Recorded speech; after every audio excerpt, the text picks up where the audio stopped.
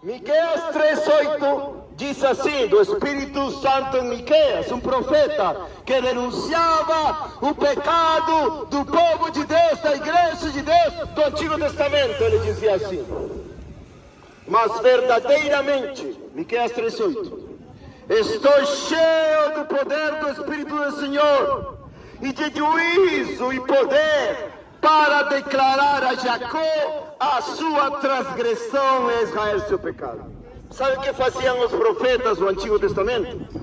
Eles não faziam como hoje com teu falso profeta, aquele profeta falso que você gosta, que vai te dar uma revelação. Você vai ter uma casa, vou te revelar seu CPF, ou vou ter uma visão. Falso profeta, filho de Satanás. Não, os profetas do Antigo Testamento, leia a Bíblia, declaravam o pecado do povo, declaravam o juízo, a destruição que Deus ia trazer contra seu povo. Vocês nunca escutaram isto, talvez, vocês cristãos de Anápolis, que Deus está preparando armas de guerra contra vocês. Deus está preparando armas de juízo, de destruição, para castigar os pecadores da igreja de Cristo. E sabem o que? Isso é uma mostra do amor e a misericórdia de Deus. Mas você vai falar, você pregador endoidou? Não, não endoidei. Como você vai se arrepender da vida de sem vergonhice que você leva na igreja, a não ser que Deus venha com seus juízos, com seus castigos para a igreja do Brasil e te faça mostrar como no Antigo Testamento e te diga: e sabereis que eu sou o Senhor. Vocês conhecerão os juízos de Deus e saberão que Deus não brinca com sua palavra. Ele falou que ia derramar sua ira sobre a sua igreja e vai fazer isso. Prepara para receber a ira de Deus no meio da tua igreja. Prepara-te. Pergunta para teu pastor: pastor, por que você não me falou que Deus está irado contra o pecado da igreja? A ver que te fala. A ver que te fala o apóstata mentiroso, enganador, corrupto.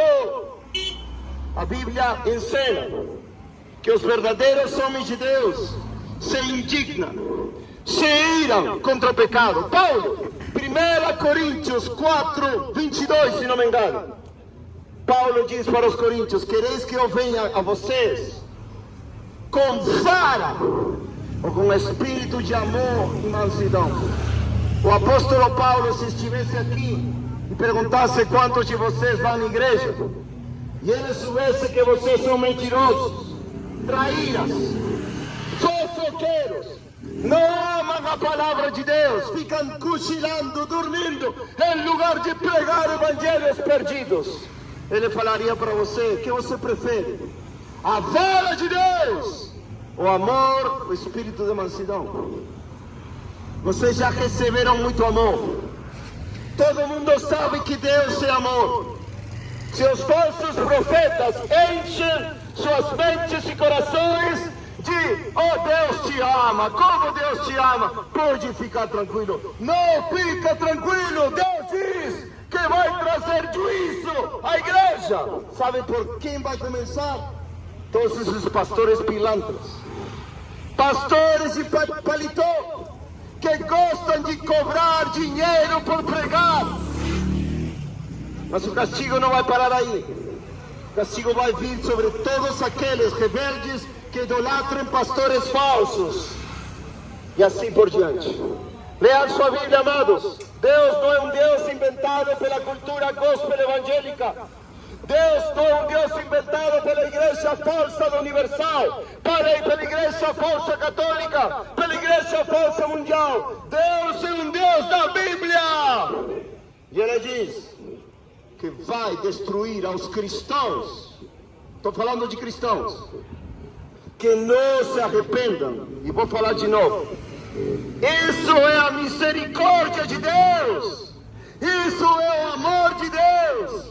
Para quê? Para te purificar, para você se envergonhar dos seus pecados, para você deixar sua vida de conforto, de luxo, e para vir a compartilhar a cruz de Cristo e ter as marcas de Jesus na sua vida. O cristianismo brasileiro é tão falso como uma nota de R$500. Falso, falso! Mas vocês não discernem, por quê? Porque vocês não conhecem as Escrituras. E sabem o pior?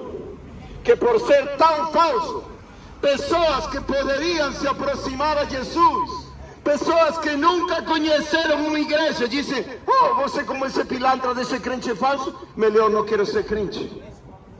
Por isso Deus irá julgar a igreja, por isso Deus irá punir a igreja, para purificá-la. Todos aqueles que recebam a vara de correção, todos aqueles cristãos que recebam a disciplina do Senhor, porque Ele ama quem Ele corrige e açoita aquele que recebe por filho. Se você se arrepende, Deus dará misericórdia.